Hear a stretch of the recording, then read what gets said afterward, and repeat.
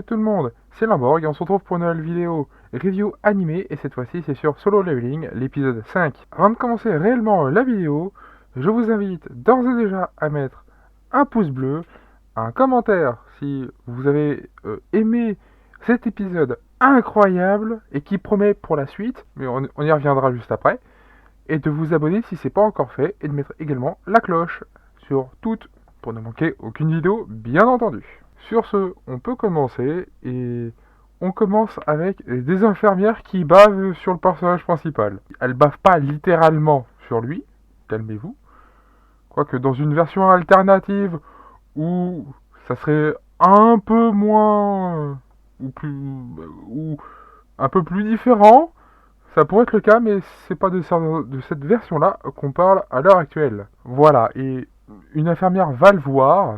Une infirmière va le voir et effectivement, elle se dit qu'il est plutôt bien bâti et se demande également si il était tout aussi bien bâti à son arrivée à l'hôpital. Enfin bref, ceci est un détail.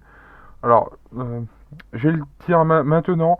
Non, non la mise qu'on a vue dans l'épisode 1 et 2, nous ne la voyons pas dans cet épisode-là. Donc non, ce n'est pas dans cet épisode-là. C'est peut-être dans le 6, dans le 7, je ne sais plus, à vrai dire. Je me demande d'ailleurs s'ils ne l'ont pas skip, parce que de mémoire c'était un peu plus tôt que ça. Mais peut-être que je me trompe. Alors pour ceux qui veulent me corriger, l'espace commentaire est là pour ça. Voilà, mais dans la joie et la bonne humeur de préférence. Merci. Je vous en serai très reconnaissant, bien entendu. Enfin bref, pour ceux qui veulent absolument savoir, je sais plus si ça a été si c'est déjà passé ou non, mais en gros on ne la voit plus du tout. Au bout d'un moment, on ne la voit plus du tout.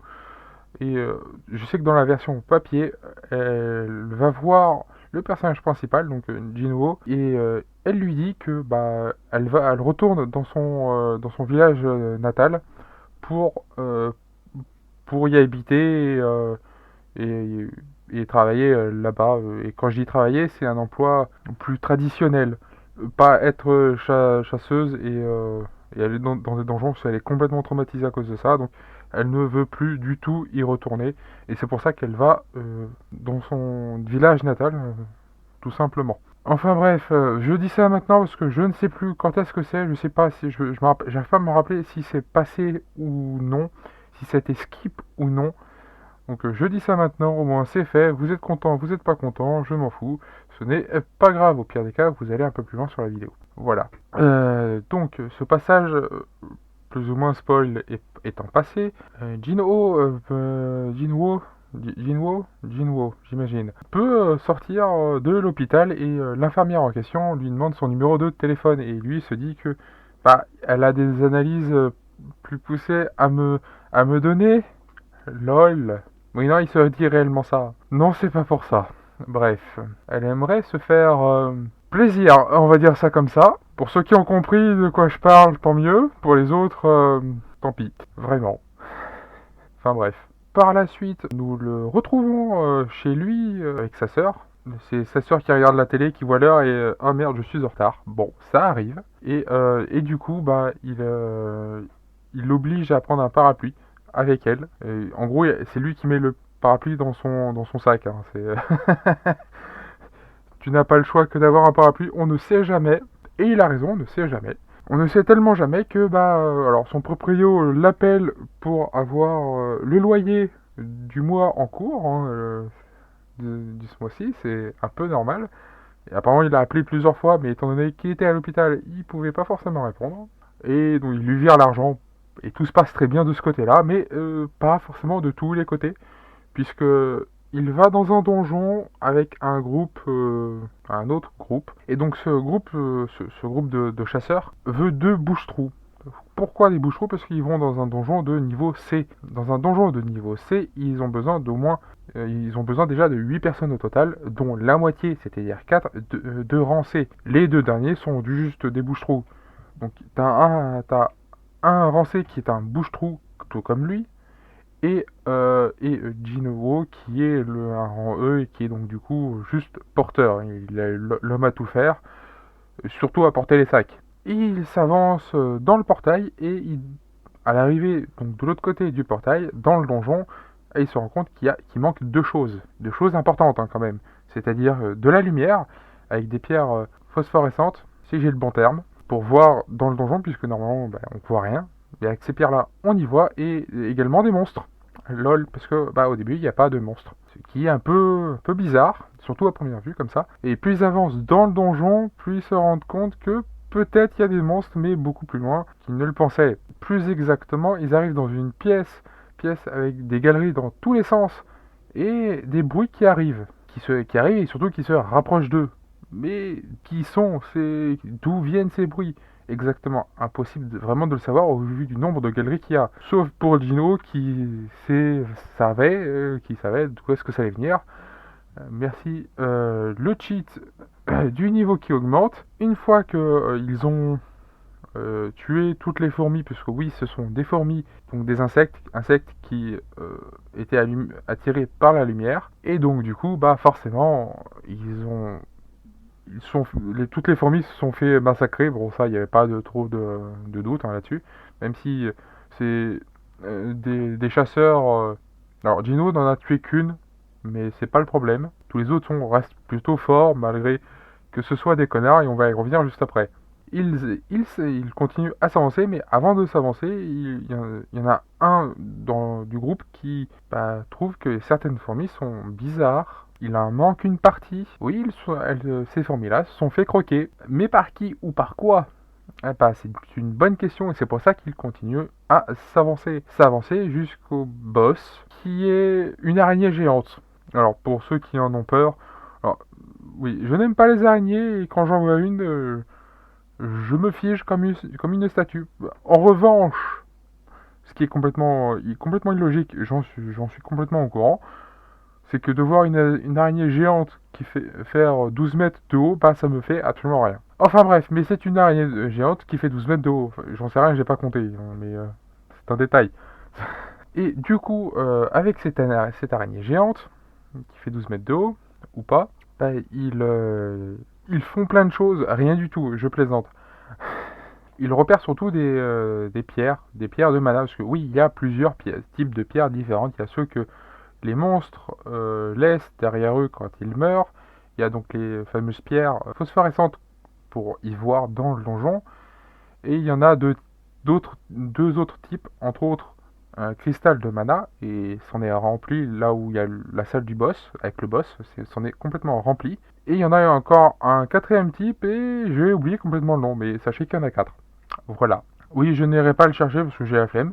Mais pour ceux qui ont regardé la série, ou plus exactement cet épisode-là, mettez-le en commentaire. Est-ce que je demande des commentaires? Oui, parce que j'en ai aucun. Voilà. Surtout que je vous lirai en plus. Enfin bref, oui, j'ai oublié de parler d'un personnage. Le personnage de Rancé qui est un bouche-trou et qui s'appelle Gino, Yo, pas Yo, Yo, mais Yo Y2O, j'entends, hein, mais bref.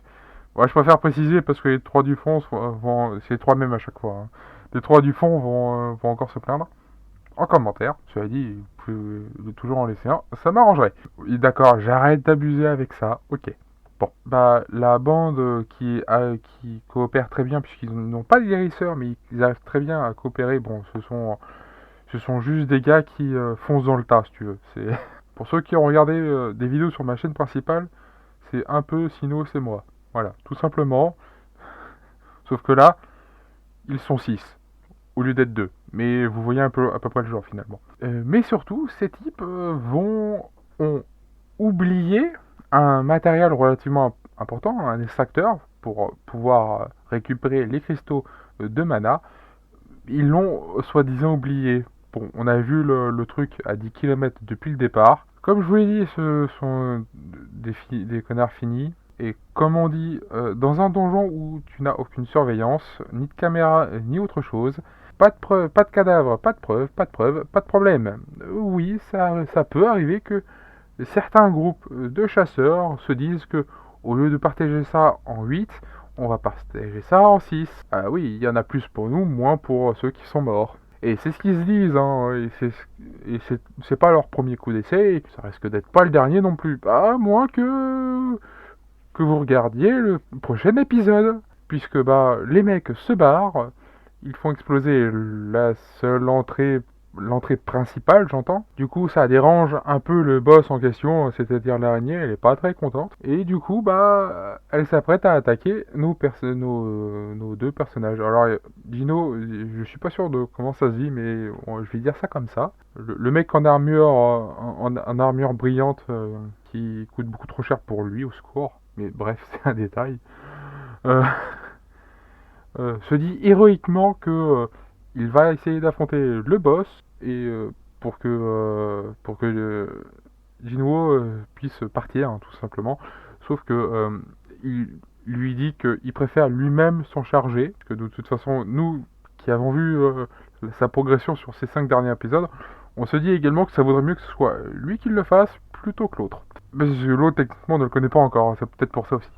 Enfin bref. Et ça se conclut là-dessus, et je vous conseille vivement de regarder le prochain épisode parce qu'il risque d'être mortel. Pour l'araignée, puisque bon, vous vous en doutez qu'il va gagner, hein, mais c'est pas un gros spoil pour le coup, c'est une évidence.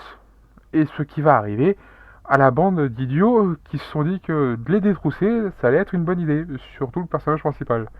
Et ça, il le sentait venir depuis un petit moment déjà, mais en attendant, j'ai beaucoup aimé cet épisode. Il était chouette, il était chouette. Bon, il n'a pas combattu, donc du coup, il s'apprête à combattre. Il n'a pas encore combattu.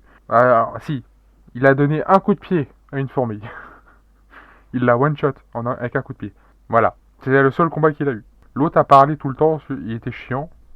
Il est, il est moins chiant dans la version papier. Enfin, après ça, c'est un détail.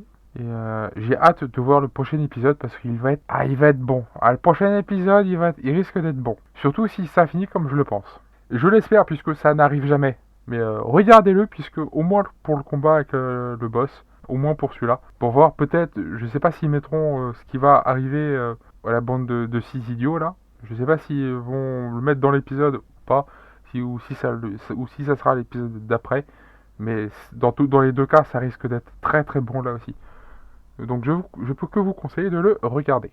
Sur ce, on va pas y plaider pendant 107 ans de plus. Je peux clôturer cet épisode qui était... Enfin cette vidéo et du coup l'épisode. C'était que vous pouvez toujours mettre un pouce bleu, mettre un commentaire si vous avez aimé ou non cet épisode et ma vidéo. Vous pouvez également vous abonner si ce n'est pas encore fait et mettre la cloche sur toutes pour ne manquer aucune vidéo. Sur ce, c'était Limborg. A plus tout le monde. Bye bye.